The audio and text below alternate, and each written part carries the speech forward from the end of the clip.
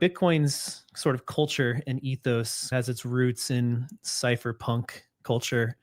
And that has persisted for quite some time.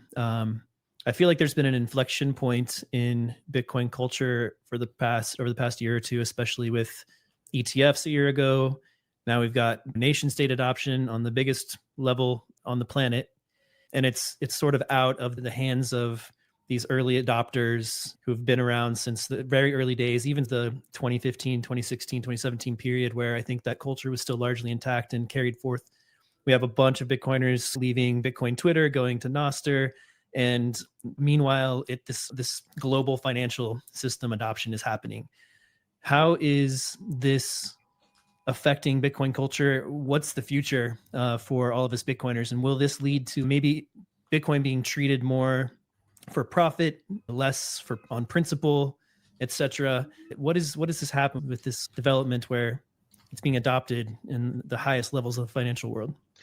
There are a lot of movements that kind of go through these growing pains where the early ones are really more hardcore or ideological in a sense. And then as you get to become a very big movement, that gets diluted to some extent. I think there's an inevitability to it. You're not going to have billions of like hardcore cypherpunks in the world, as cool as Yeah. that would be. And so I think it's natural that it shifts toward a more financial conversation. I think what remains relevant though is you can still grow the pie. If Bitcoin, for example, gets 10 or 100 times bigger than it was any given like year in the past, you could say maybe cypherpunks are a smaller percentage now, but you can still grow the absolute number of people that are building on Bitcoin, that are interested in those kind of freedom aspects to it, and that are putting it to that use. Part of the reason I'm active in venture in Bitcoin is to keep supporting people that want to do interesting things with Bitcoin aside from just hold it, that want to build out better payment rails and use it as a like a truth server, the immutability aspect to say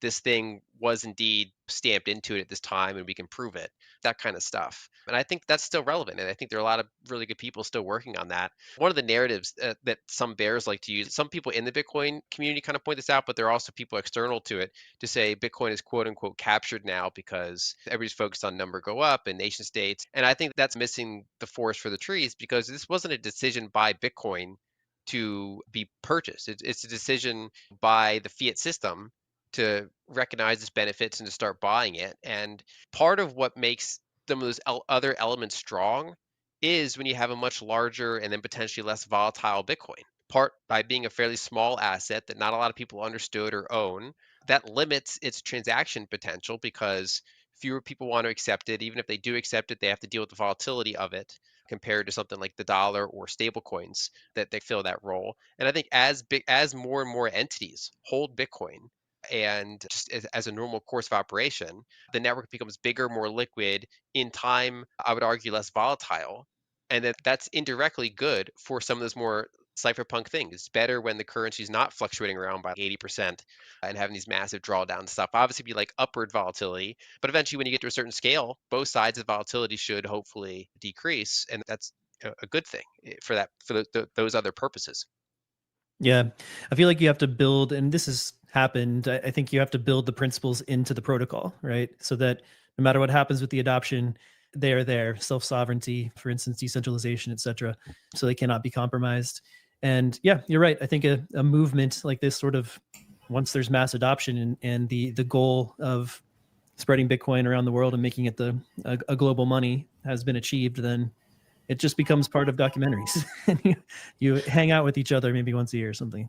I think it's a part of the beauty of having a creator that walks away, right? Once you release an asset like this out to the world, you give up the control of what it's going to be. The world's going to decide how it best gets utilized and ingrained in it. And I think that's a pretty beautiful thing about Bitcoin, that it was truly just released, walked away, gave up control, and now the world gets to decide how to best utilize the asset in the network. It really is a pretty astonishing act of philanthropy and selflessness. And, Brady, I love your question that you posed to Lyn. If I could just add one thing to it, I put the people who are upset with the path of Bitcoin in two camps. If the people who are just like, hey, all these people are adopting Bitcoin and they're not cypherpunks and they don't know anything about computer science and they weren't around in the early days, my response to that is you got to deal with it.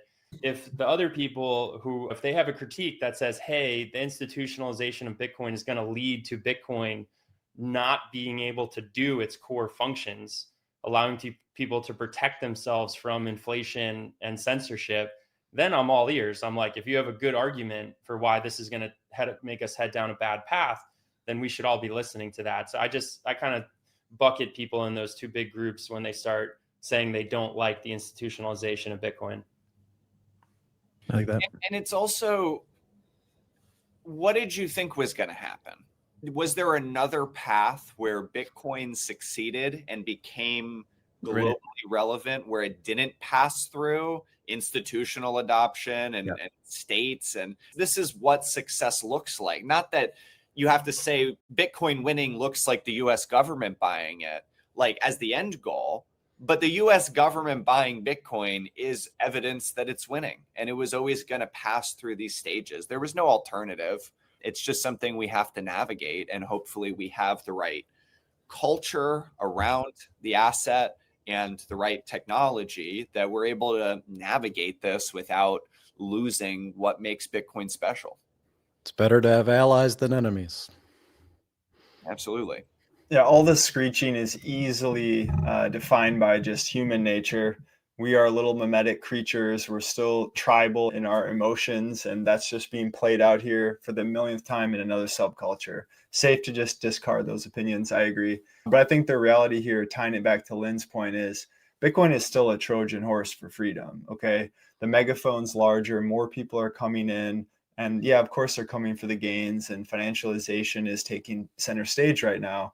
But it doesn't mean that we can't, as Bitcoiners, spread freedom with all these new folks coming in who are paying attention to it. That is our mission, to spread the cypherpunk pie through the whole process.